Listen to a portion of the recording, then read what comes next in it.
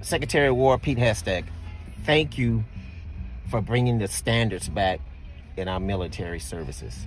All right, let's talk about it. Let's talk about it. It's already being asked. The new changes to the wearing parents. All right, and let me say this: these aren't really new changes. If you were in 10 years ago, if you've been in 10 plus years, this is how it was. Actually, it's got versions, better versions of what it was when you first joined.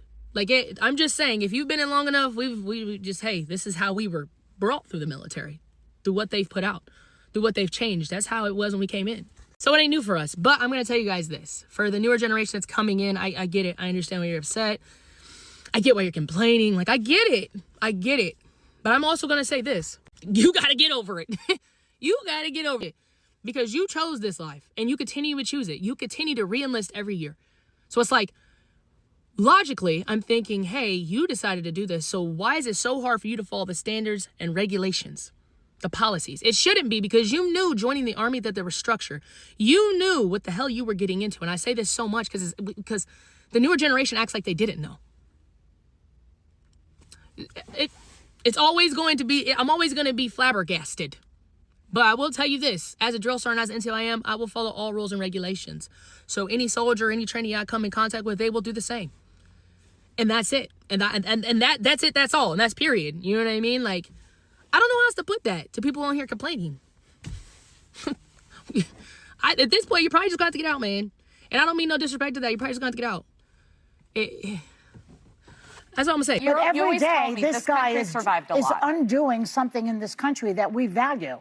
Every day. Every day is a shock and awe here. And I, for one, am skeptical that we will survive this. I am not. Yes, if you have been following this channel, you realize 2 days ago, I posted a similar video like this. A lot of Libras are complaining. They are getting angry. Like, why will the secretary say this? People should not be in shape to be in the military, according to them. I've watched a lot of videos. What this lady said on this video is perfectly okay.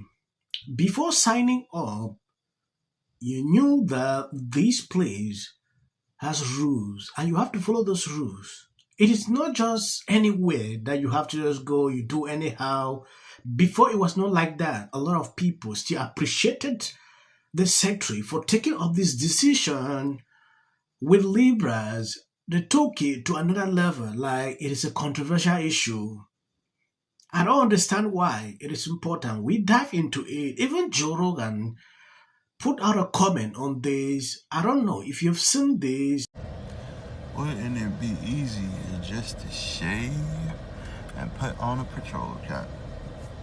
I mean, I guess it could be easier to shave, but actually it's more easier not to shave because I don't have to do it. The same thing with the patrol cap. Thank you for bringing the standards back in our military services. And I'm glad that you started from the top with the generals. It's very shameful for generals to walk around obese. They need to set the standard for their subordinates in the military. Now, what I want to speak about, all these soldiers on social media crying about they need to shave their beards. I have 11 combat tours on my belt. I've been in Muslim countries. And all the Muslims are clean shaving. Clean shaved. And the only ones that have beards are the imams. Same for the Hindus. So this religious preference is bull. Number one, Secretary, protecting your life, because how are you going to seal your protective mask when you get hit with gas? Then you putting your other soldiers at risk because they got to go rescue your dumb because you failed to follow orders. Secretary, bringing back standards, and you need to follow those standards and look out for one another. Not only people complaining about beards, there are women like, why will I remove nails? Why will I remove eyelashes? Things like that. It is concerning. There is one thing I see on social media, allowing these people to be putting out TikTok videos with uniforms. Sometimes to me, is extremely disturbing. Something needs to be done about this also for people who never saw this video, take a look at what Meghan Kelly had to say. In the American Armed Forces, you should have to be in shape. There should be a bare minimum of fitness. And Pete is living. He's practicing what he preaches. Now, this came as very unfortunate news for the women of The View. You're shocked, I know, given the elite form that the women are in over on that set. But I think everyone was asking themselves, what does Joy Behar think? And I have the answer. The newly renamed Secretary of War, Pete Hegseth, spoke to U.S. military leaders from around the world to lay out his very retro vision for our armed forces. Why is he obsessed with fat? Yeah, and fitness and... Fat, yeah, and fitness. Add Sonny Hostins too. I mean, what do you mean, why? We're talking about a military here. We're talking about a fighting force. Like, this is you're going to be intimidated by people that look like me. That's the problem. You don't want that in your military. You want someone who's going to step up and provide that image. I could do it, according to this. I won't necessarily speak to that, but I'm very lost on the fact that it seems like it's become a Republican Party position out of nowhere that the U.S. military is weak. We're the greatest fighting force in the history of mankind. U.S. troops are deployed in over 100 countries around the world. We are also a deterring force. The idea of American military strength is that you avoid having to get into wars by being as strong as we are. And I know that people think it's weak or it's woke to say that our diversity is our strength, but the thing that's so unique about the United States, we are the most diverse nation on earth, and we have the most diverse military on earth, socioeconomically, racially, religiously. So what's this about? All of these people from different backgrounds come together and fight for the American values. So I don't understand why we have to denigrate the military to try to talk about doing better. And I would also mention, we did have a recruiting crisis, but in 2024 and 2025, the military met recruitment goals, which is huge. Final thing, I did not like that Pete Hegseth, who did serve his country, but chose to denigrate the service of others. As a bold and necessary reset for the military, finally cutting through the woke bureaucracy that is being strangled. Our war fighters, his 10 directive announced alongside President Trump rightly prioritize combat readiness, discipline, and a no-nonsense approach to national security over politically correct nonsense like DEI offices and distractions by renaming the Department of Defense, the Department of War, and demanding loyalty to a mission first equals.